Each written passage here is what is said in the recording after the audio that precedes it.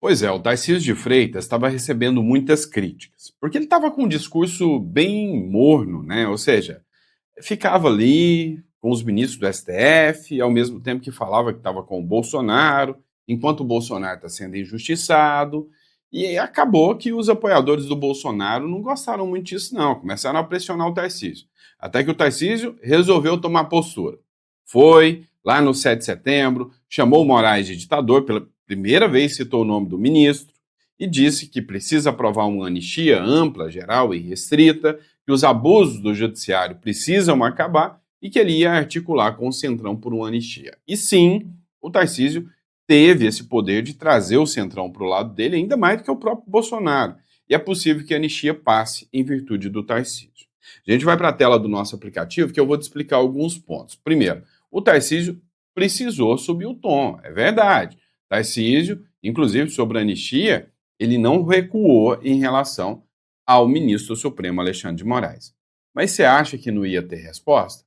Teve resposta. O Tarcísio entrou na mira do canhão chamado Alexandre de Moraes. E agora, meu amigo, ou impeachment ou prisão. A gente vai falar sobre isso aqui com vocês. O recado foi claro, o recado foi muito objetivo em relação ao Tarcísio de Freitas.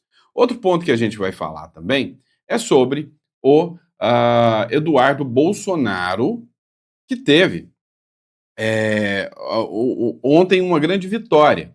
Ele conseguiu ficar como líder da minoria e, com isso, manter o seu contrato, o seu mandato. A Gleisi Hoffmann não gostou nada disso. Já disse que vai acionar o STF, que isso não é possível. E o Hugo Mota falou que, com relação ao Eduardo Bolsonaro, ele vai decidir em breve. Vamos entender tudo o que está acontecendo? Eu estou aqui justamente para te explicar. Pessoal, mas sem maiores delongas, vamos de matéria. Não esqueça de se inscrever no canal. A gente está tentando a cada dia trazer conteúdo de mais relevância para vocês, tá bom? Ó, lembrando que eu troquei o computador agora, então eu estou tentando adequar aqui. Vocês têm que me falando se o áudio tá legal, se a imagem tá legal, tá? Uma coisa é a forma que a gente grava. Uma coisa, eu faço o teste aqui, quantas vezes já aconteceu, eu testei aqui no meu equipamento, o áudio estava maravilhoso, tudo bonito, aí eu subo e todo mundo reclamando, que porcaria de áudio. Então, só informa pra gente aí, beleza? Vamos começar de matéria, vem comigo. É o seguinte, Tarcísio sobre anistia. O esforço que tinha que ser feito, foi feito, ou seja, foi articulado, foi feito um plano, um projeto, e agora é aguardar para ver o resultado. Sem sombra de dúvidas, o Tarcísio foi um grande articulador da anistia. Sem sombra de dúvidas, o Tarcísio trouxe o Centrão. Só não é aquela anistia que os apoiadores do Bolsonaro estavam esperando. Eles já estavam esperando uma anistia plena com o Bolsonaro. Mas o Tarcísio virou alvo de críticas, tanto da direita quanto da esquerda, mas virou alvo principalmente do ministro Alexandre de Moraes. Olha só essa matéria do Metrópolis. O Moraes envia à PGR um pedido do PT para investigação de Tarcísio por obstrução à justiça. Você sabe o que isso aqui implica? Implica que o Moraes pode, inclusive, determinar a prisão preventiva do governador de São Paulo, Tarcísio de Freitas. Segundo eles, o Tarcísio está articulando uma anistia com o Centrão, obstrução à justiça e pode ir parar na cadeia. Em qualquer país que respeita suas leis, eu ia falar, esquece, isso é idiotice, ninguém vai cumprir isso. Mas aqui é a República Tupiniquim, e sim, pode acontecer. Inclusive, depois que o Tarcísio falou contra o Alexandre de Moraes, ele foi alvo também de um pedido de impeachment pelos deputados do PT e do PSOL. E pode acontecer esse pedido de impeachment do Tarcísio. A grande questão é o seguinte, intocáveis, inquestionáveis e com toda certeza, são os grandes soberanos, os ministros do STF. Veja, isso é articulação política, coisa que os ministros do STF não podem fazer, e que o Tarcísio poderia. Mesmo assim, o Tarcísio entra na mira. A Marina Helena, lá do Novo, que concorreu às eleições de São Paulo, ela disse o seguinte, olha, acabou, o Moraes, ele foi pro tudo ou nada, quer processar o Tarcísio por articular a anistia. Alguém ainda acredita que teremos eleições livres no ano que vem? É bem difícil. Moraes manda a PGR opinar sobre a atuação de Tarcísio por anistia a Bolsonaro. E aí, pessoal, olha só. O ministro do Supremo Tribunal Federal, Alexandre de Moraes, encaminhou à Procuradoria-Geral da República, nesta terça-feira, uma representação apresentada pelo deputado Rui Falcão, do PT de São Paulo, contra o governador de São Paulo, Tarcísio de Freitas, do Republicanos. O petista acusa o chefe do Palácio dos Bandeirantes de obstrução da justiça por ter viajado a Brasília no início do julgamento da trama golpista Tabajara, particular no Congresso Nacional, a tramitação de um projeto de anistia destinado a beneficiar o ex-presidente Jair Bolsonaro e, óbvio, os aliados. E aí o Moraes determinou que a representação fosse autuada como petição autônoma e enviou a PGR, que terá 5 dias para se manifestar sobre a abertura de inquérito. Agora, vocês precisam entender uma coisa. O Procurador-Geral da República ele vai avaliar se existe indício suficiente de autoria e prova de materialidade. Ou seja, ele vai analisar se foi cometido um crime pelo Tarcísio mesmo. E se for o Tarcísio que cometeu esse crime. E se isso aconteceu, eles vão fazer as medidas cabíveis, que podem ir desde a abertura do inquérito ou um pedido de prisão preventiva. Dá uma olhada nessa matéria aqui que foi divulgada, falando justamente na Jovem Pan sobre essa questão do Tarcísio. Acompanha comigo. Pois é, aquele prazo regimental de 5 dias, que o ministro pediu ali à Procuradoria-Geral da República, ao procurador Paulo Gonet, para se manifestar com relação à abertura de um inquérito contra o governador de São Paulo, Tarcísio de Freitas. E isso envolvendo acusações ali sobre tratativas, articulação do PL da anistia em meio ao julgamento que acabou condenando Jair Bolsonaro. Essa ação, ela se refere ali a uma representação que foi protocolada aqui no STF pelo deputado federal Rui Falcão, do PT, e isso foi no segundo dia, na verdade, ali do julgamento de Jair Bolsonaro, isso lá no dia 3, isso foi logo depois da viagem de Tarcísio de Freitas aqui a Brasília. Ele veio para cá, conversou com o Hugo Mota, com o presidente da Câmara dos Deputados, defendendo ali um projeto no Congresso Nacional para beneficiar ali os condenados no 8 de janeiro, beneficiando também Jair Bolsonaro. Nessa mesma viagem, Tarcísio de Freitas se encontrou também com o presidente do PP, o senador Ciro Nogueira, fez tratativas ali com figuras importantes do Centrão, da oposição, isso tudo ali em meio ao julgamento do núcleo crucial que acabou condenando Jair Bolsonaro. E na representação aqui no STF, o deputado federal do PT, ele disse o seguinte, que ao tentar aprovar uma anistia enquanto se realiza um julgamento, o governador Tarcísio buscou criar um atalho político para impedir esse julgamento que acabou condenando Jair Bolsonaro, e aí acusa Tarcísio de Freitas de obstrução de justiça. Aí nesse mesmo documento, o governador, só relembrando, ele disse que esse episódio vai além da liberdade de expressão e da atuação política. Diz que consiste numa interferência direta na jurisprudência, na jurisdição, tentando fragilizar a autoridade do Supremo Tribunal Federal no momento que proferia ali o julgamento histórico da tentativa de uma ruptura institucional. E aí, Kobayashi, então hoje foi realizado esse despacho ali do ministro Alexandre de Moraes, dando esses 5 dias para a PGR se manifestar se abre ou não, se há indícios ali para que essa investigação realmente seja aberta ali e acabe investigando o governador de São Paulo, Tarcísio de Freitas, por obstrução de justiça. Lembrando que Tarcísio de Freitas pretendia também visitar Jair Bolsonaro hoje, terça-feira, em meio a toda a tratativa também do PL da anistia no Congresso Nacional. Ele fez esse pedido ao ministro Alexandre de Moraes, que autorizou essa visita a Jair Bolsonaro, mas não hoje, como havia pedido o governador, mas sim no dia 29 de setembro, só daqui a 2 semanas, o governador, depois ali dessa negativa de Alexandre de Moraes, permitindo somente no dia 29, ele pediu novamente que essa reunião acontecesse hoje, mas ele foi simplesmente ignorado pelo ministro Alexandre de Moraes, não houve uma nova resposta. Então, haverá essa visita apenas no dia 29. Pois é, o que acontece? O Tarcísio de Freitas ia encontrar com o Bolsonaro, Havia uma articulação já caminhando nesse sentido. Agora, o que mostra? É uma nítida e clara intimidação. Sem sombra de dúvidas, não dá para tapar o sol com a peneira, dizendo que essa situação, né, que abraça hoje em relação ao Tarcísio de Freitas é normal, né? É nítida e claramente, né, o próprio Supremo atuando dentro das vontades, né, e em alinhamento total com o partido, né, que está no poder, de esquerda. E aí vem a questão da anistia, né? Tudo isso, todo esse imbróglio é em virtude da anistia, principalmente da questão do Hugo Mota lá se manifestando, impor a anistia para andar. Dá uma olhada aqui.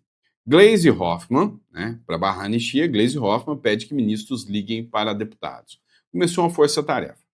Tem informações que o Lula liberou mais de 3,5 bilhões em emendas agora para tentar barrar a anistia. Foi feita uma força-tarefa por parte do PT para impedir que a anistia passe. E aí, né, essa intimidação ao Tarcísio de Freitas, que capitaneou a anistia, que se tornou, de certa forma, o símbolo da anistia, sem sombra de dúvidas, feita pelo ministro Alexandre de Moraes como uma forma de intimidação. Ó, Tarcísio, para de articular politicamente. O argumento do deputado Rui Costa aqui é absurdo, Rui Falcão, é absurdo, é sem noção. Não, ele saiu da seara política e agora está obstruindo a justiça com articulação política? Como assim? Hoje o Congresso foi jogado na lata do lixo. Outro exemplo de que o Congresso hoje não só serve para arrecadar nossos impostos e gastar lá no Congresso. Dá uma olhada, o PT entra com um pedido no STF para barrar Eduardo como líder da minoria. É uma prerrogativa única e exclusiva do partido. Agora, o judiciário tentando barrar o partido de escolher sua liderança, vem cá. Cadê aquela turma nhenhenhen do PT, aquela turma peçonhenta que ficava, oh meu Deus, o Sérgio Moro impediu a Dilma de nomear o Lula como ministro, que absurdo, ai, como que pode, que juiz tendencioso, que juiz mauzão. Peraí, agora pode o partido deixar de nomear uma liderança que é prerrogativa única e exclusiva do partido. Aí vem, de novo, judicializar. Hoje, parece que só existe STF no Brasil, né? A única coisa que existe hoje no Brasil chama-se STF, né, pessoal? Só STF. É só isso que existe hoje no Brasil. É uma verdadeira vergonha. Em compensação, o Hugo Mota, né, ele deixou bem claro, ele só vai decidir, né, sobre a questão do Eduardo Bolsonaro no momento certo. Somente no momento certo ele vai decidir se realmente ele autoriza, não autoriza o Eduardo Bolsonaro ficar como presidente da minoria. Ele é o presidente da Câmara.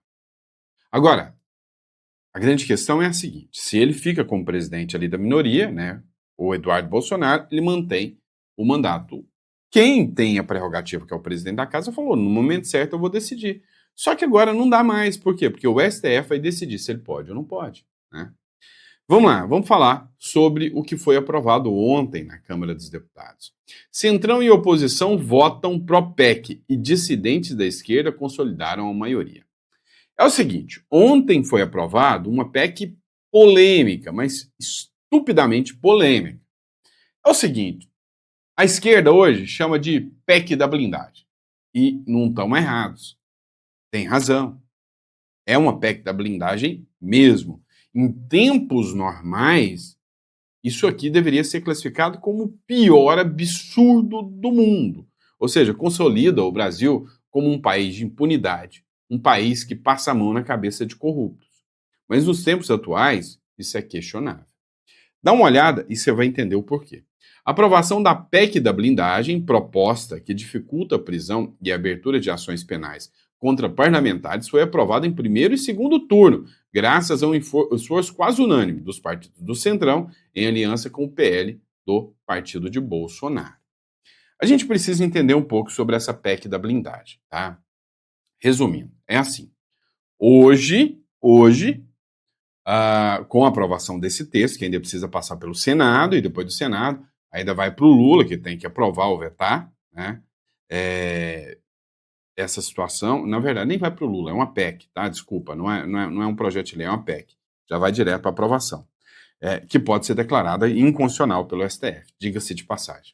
Mas o que essa PEC ela fala? Fala o seguinte, olha, Toda vez que um deputado ou senador foi processado, vai ser enviado esse pedido de abertura de inquérito, de investigação, de processo para o Congresso Nacional, que em sigilo, com votos secretos, vão votar se pode ou não pode dar continuidade a essa ação, ou se essa ação vai ficar suspensa enquanto ele é deputado.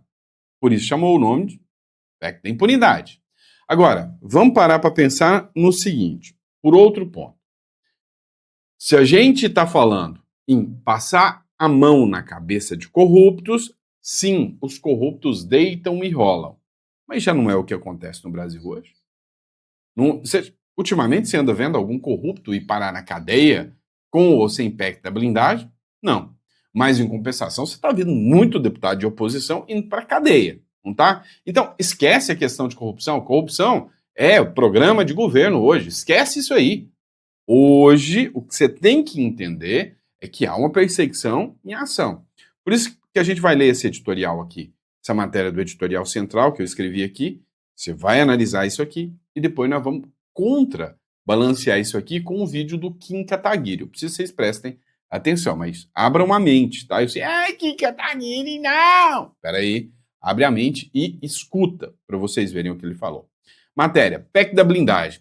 O Congresso arma seu escudo contra o STF. O mais interessante é o timing dessa articulação. Tudo costurado por Arthur Lira logo após os protestos contra a prisão domiciliar de Jair Bolsonaro. A mensagem é clara. Se até um ex-presidente pode ser colocado em prisão preventiva sem provas robustas, imagine o que pode acontecer com deputados comuns.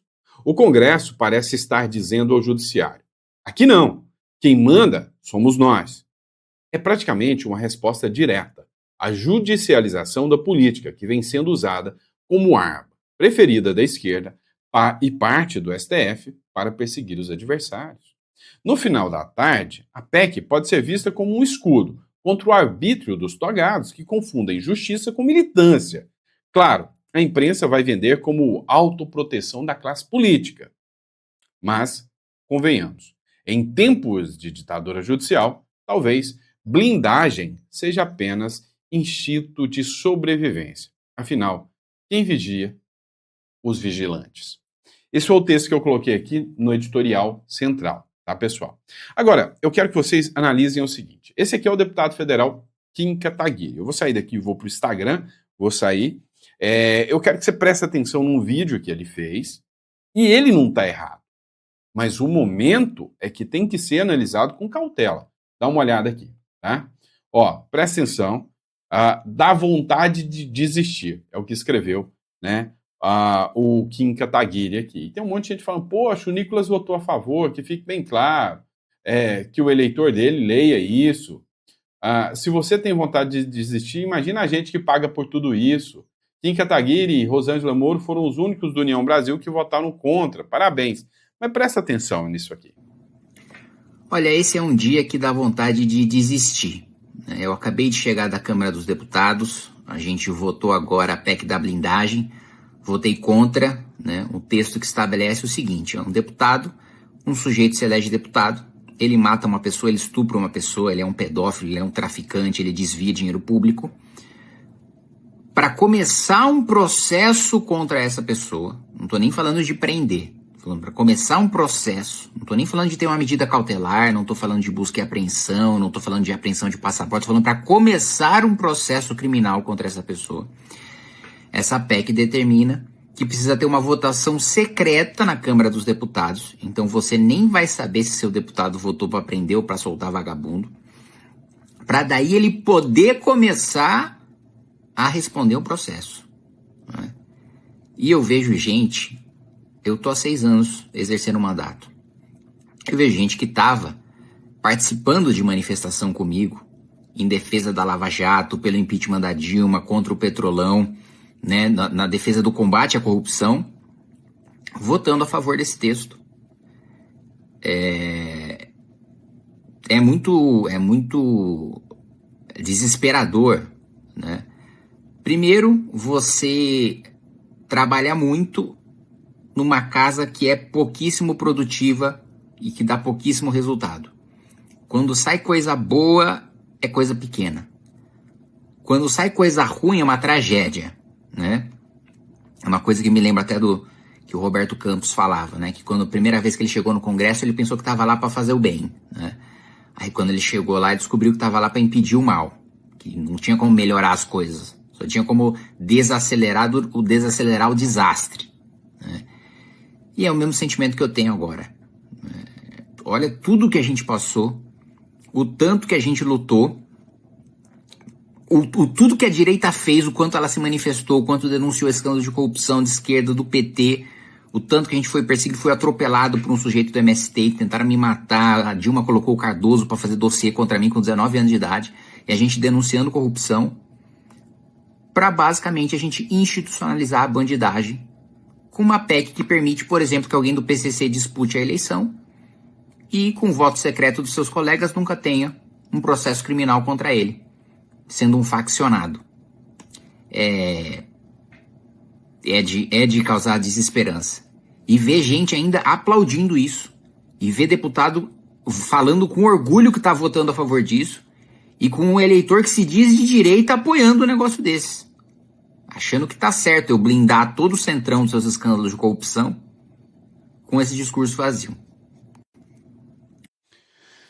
Vamos lá. A gente precisa falar sobre isso aqui, né? O vídeo do Kim Kataguiri não está errado, não. A gente precisa entender. Em tempos normais, em tempos convencionais, e se você realmente ainda vive naquele mundo de utopia, de que as leis são respeitadas e valem no Brasil, isso aqui que o Kim Kataguiri está falando está totalmente certo. É um abraço à impunidade e à corrupção. É claro, mas isso já não existe no Brasil? Vamos ser sinceros. Para que você precisa se preocupar? Ah, mas um membro do PCC vai se candidatar e com base nisso ele nunca será processado. Desde quando ele é aqui, Kim? Vamos ser sinceros? Vamos ser honestos. Para quê? Se tem lá no STF quem pode anular, inclusive, planilhas, provas e tudo mais. Para que preocupar com isso? Entenderam a regra do jogo? Olha, o que o Kim Kataguiri está falando não está errado. E para quem está ainda preocupado com a questão da corrupção, ainda acredita que as leis no Brasil funcionam, tá certo. Agora, o problema é que ele mesmo falou o que é que existe no Brasil. Ele falou que ainda, quando jovem, 16 anos, existia dossiê da Dilma para mandar prender ele porque ele se opunha ao governo e à corrupção. Ué, isso é normal numa democracia?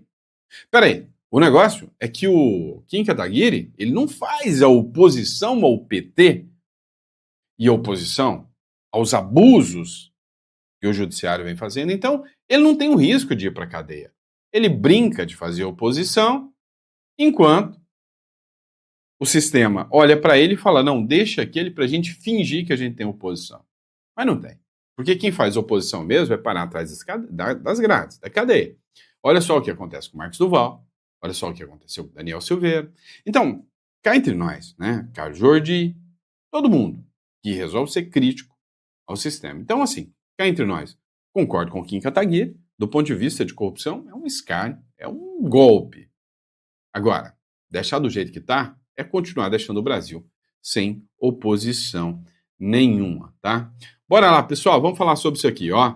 Mercosul e países europeus assinam um acordo de livre comércio. Isso aqui é interessante, tá, pessoal?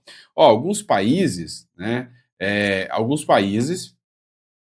os países do Mercosul aqui, e alguns 3 ou 4 países, que é a Suíça, a Irlanda e mais um país da União Europeia, não foi um acordo com a União Europeia, foram com alguns países, Espanha também, com alguns países da União Europeia, né, acabaram firmando aí um acordo, né, e aí o pessoal está falando, mentindo nas redes sociais, inclusive espalhando fake news, dizendo que foi o acordo da União Europeia. Não foi um acordo do Mercosul com alguns países da União Europeia, 3 especificamente, tá? Vamos lá, ó. Teve um vídeo que me mandaram, do Leandro Ruschel aqui, sobre o caso da ucraniana assassinada, né, lá nos Estados Unidos. Eu achei uma avaliação muito coerente e eu queria que vocês assistissem comigo essa avaliação aqui, né, do Leandro Ruschel. acompanha aqui comigo, tá? Eu estou deixando dessa forma a tela, você consegue ver o vídeo, e caso seja interessante para você, você pode ir lendo, né, os comentários aqui também, vocês viram que eu vou passando os comentários, tá? 14 passagens pela justiça do assassino da jovem ucraniana. Até nos Estados Unidos, é muito fácil de explicar, né?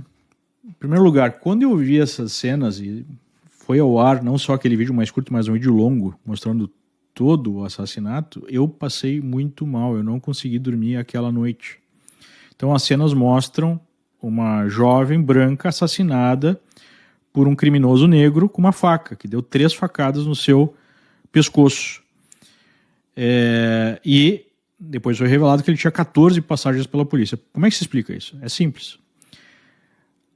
A esquerda, né, opera no mundo inteiro pela inversão da realidade.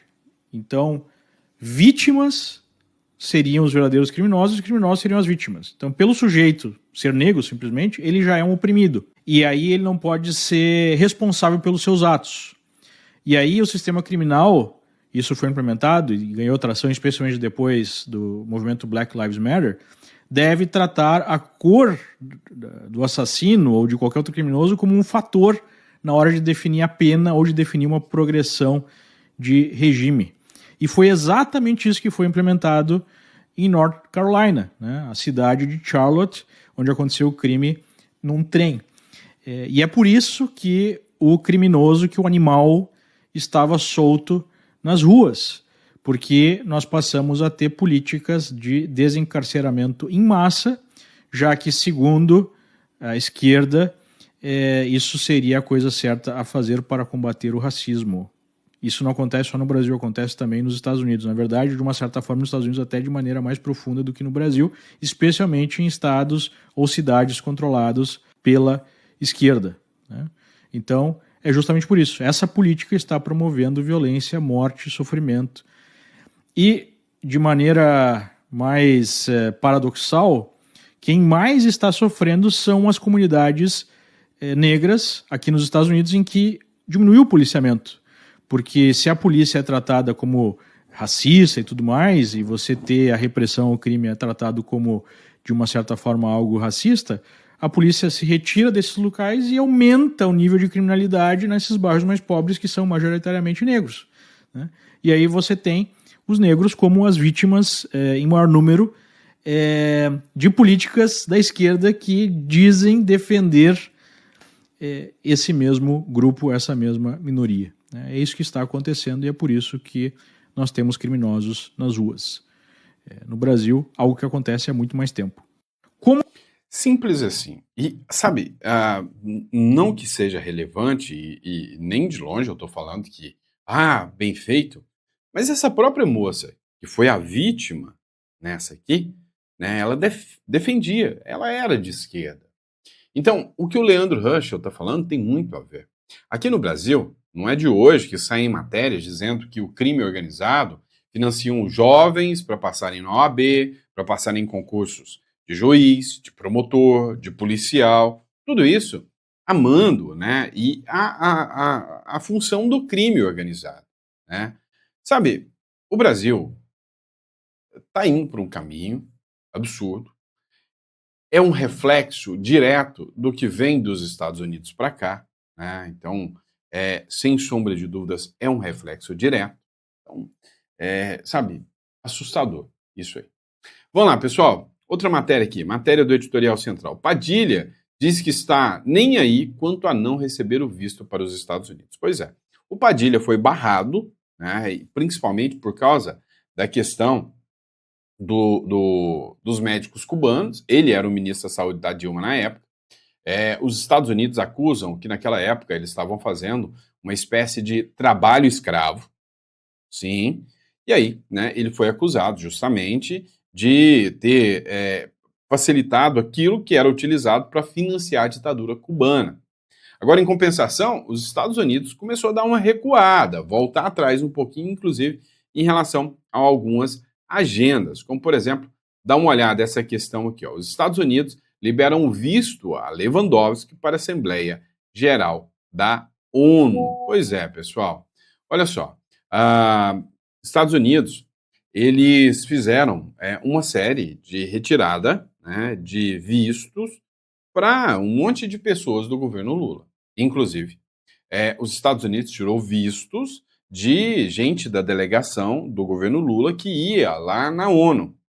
Acontece que a sede da ONU hoje, embora seja em Genebra, o local de reuniões, o anfitrião é os Estados Unidos. Todas as reuniões da ONU não acontecem em Genebra, acontecem em Nova York. E o Lula está indo para lá. Só que um monte de gente do governo brasileiro teve os vistos retirados para não comparecer. A ONU se manifestou, achou isso um absurdo, e a gente percebe aqui que teve um recuo por parte dos americanos. E você? O que você acha sobre isso? Qual é a sua manifestação acerca disso aqui? Coloca no comentário que eu quero saber, tá bom? E desde já, muito obrigado pela confiança, pela credibilidade. É sempre uma honra e um prazer poder estar aqui em mais um editorial com vocês. Lembrando a vocês o seguinte, pessoal, não confia não, tá? Sempre tenha um plano B, tá? Então a gente já vai estar passando para vocês, está na descrição aqui.